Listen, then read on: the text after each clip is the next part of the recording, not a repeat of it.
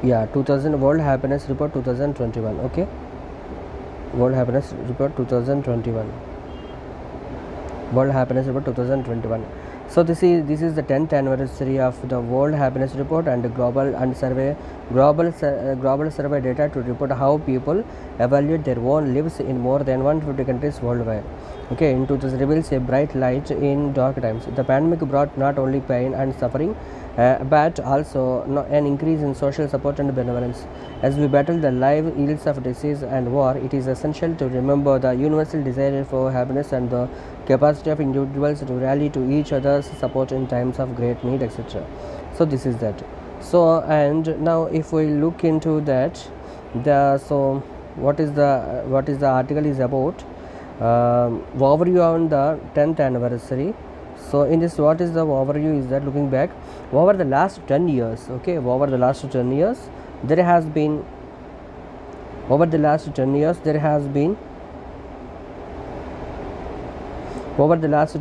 there has been a transformation of a public interest in happiness.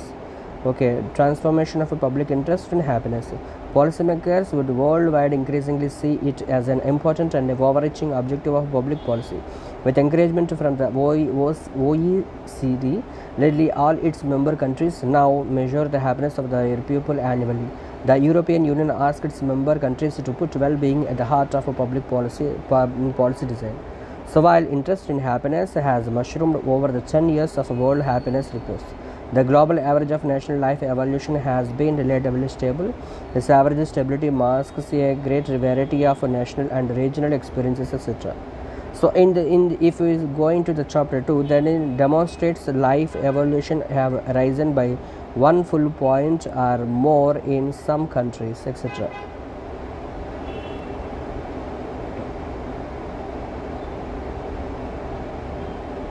Okay.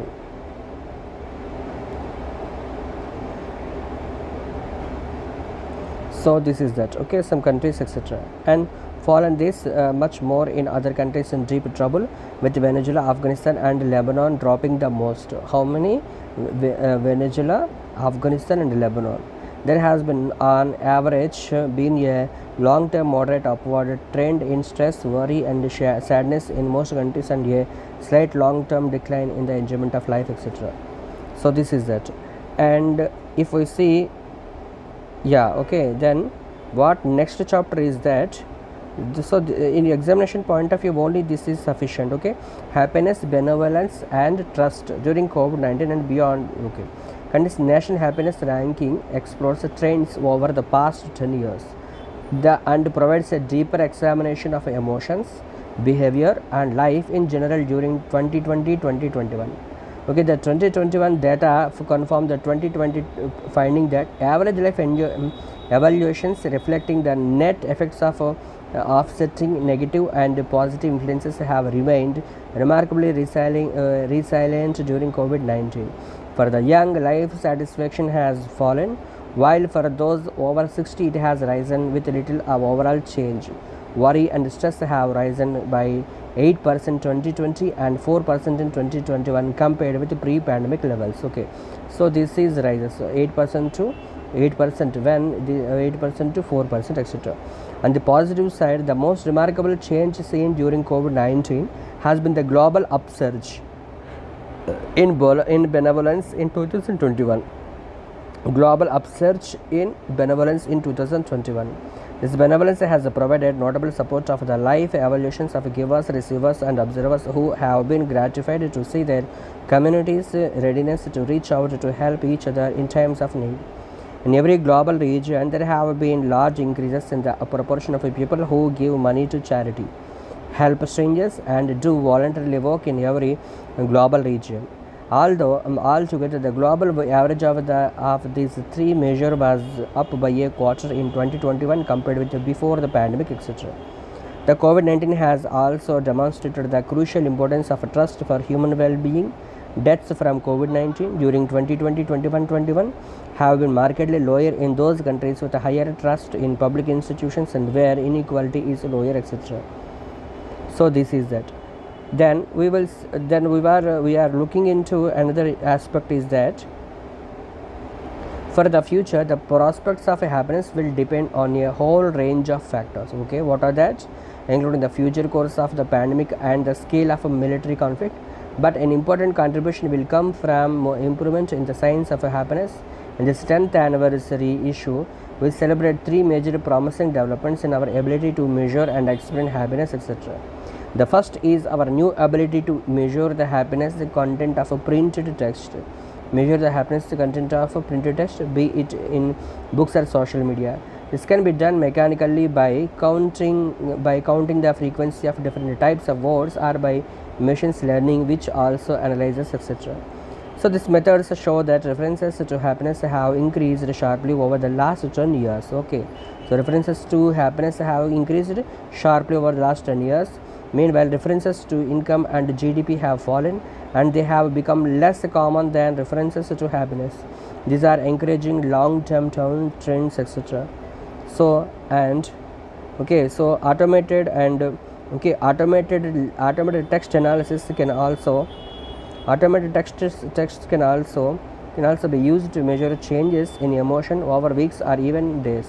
At least among those who tweet, it turns out that measures of emotion on Twitter move closely in line with the replies about emotion given in social surveys, etc., which reinforces one's confidence in both methods of measuring emotion, etc. A second major area of progress concerns the relationship between biology and happiness is there. We now have many biomarkers of happiness. In addition, the genes we inherit provide important clues as to why some people are happier than others, etc. The third area of advance is the range of emotions covered in happiness. Advance is the range covered in happiness research. Happiness research in the West has tended to ignore important positive emotions which involve low arousal, such as calm, peace, and harmony. Recent research shows how significant these emotions contribute to overall satisfaction, etc. This is in chapter 6. As the science of happiness develops further, the World Happiness Report will continue to search for even deeper insights into the secrets of human happiness, etc. This research will be aided by new data and research tools like those described in chapters 3 to 6, etc. Okay, so this is that.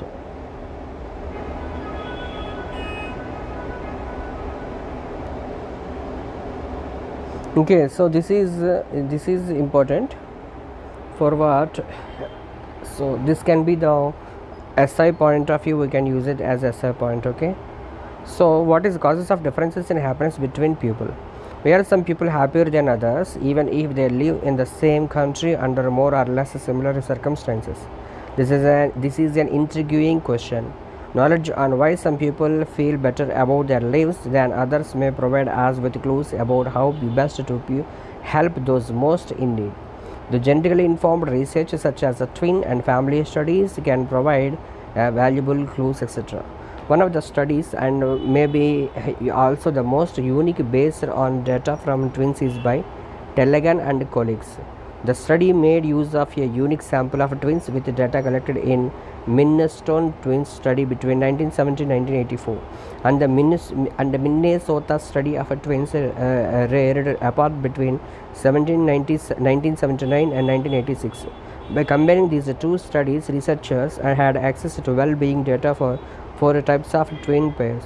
Information on well-being was available for identical 100% genetically identical and fraternal twins share 50% of genetic material on average, who grow up together like most twin pairs and non-twin siblings, etc. Tellegen and colleagues also had access to unique data for identical and fraternal twins who were separated shortly after they were born. The Minnesota team brought the twins back together and, among other things, assessed their well-being. Remarkably, identical twins who were reared apart, 100% genetically identical, so no shared environmental influences or experiences, turn out to be more similar with respect to to their well-being than fraternal twins who grow up together. 50% overlap on average and shared environment. The correlation for identical twins reared apart was 48, while the twin correlation for the fraternal twins who grew up together was 23. So even though these identical twins had never met before the study, their happiness ratings were still more similar than the fraternal twins who grew up together in the same family and environment. This finding was the first but very powerful indication that genetic differences between people are a source of differences in happiness, etc. So this is the because how the people how they are measuring the happiness of the people. Okay, so now since the foundation since the foundational work dozens of twin family studies have been conducted to understand how genetics and environment influence well-being. Information about the magnitude of genetic and environmental influences can be obtained from twin family studies that contrast the resemblance of identical twins and fraternal and their non-twin siblings or other family members, because the estimates from any individual study may be limited. It is useful to consolidate information across multiple investigations. In 2015, 2 comprehensive reviews of the causes of individual differences in happiness and well-being were published. The weighted average heritability of well-being in the first review, based on a sample size of 55,974 individuals, was estimated at 36%, while the weighted average heritability for satisfaction with life was 32%. Okay, so reported that in 13 independent studies including more than 30,000 twins from 7 different countries to be 40%, etc. These highly similar results with overlapping confidence intervals provide a robust estimate of the genetic influence on well-being. Both reviews and meta-analysis showed that both genetic and environmental influences are important for variation in well-being among individuals living in the same society, etc. So this is the procedure. So since 2015, the twin design has been used in an additional 15 studies to investigate the heritability of well-being using different measures of well-being. Figure summarizes the heritability estimates of twin studies in the earlier meta-analysis and of the recent twin studies on well-being. The heritability estimates of the recent studies on well-being varies somewhat, but are mostly in line with the previous meta-analytic estimates. Since most of the studies are based on adult samples, a recent study using a Dutch twin sample investigated the contribution of genetic and environmental factors on well-being across the lifespan.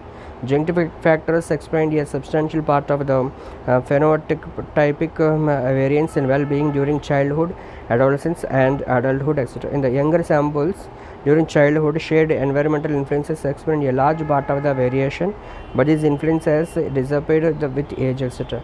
This is of course partly explained by the fact that young twins really share more of their environment by living the same 1,000 households, sharing their twins, etc. Okay, so this is the how they are measuring the happiness of the people.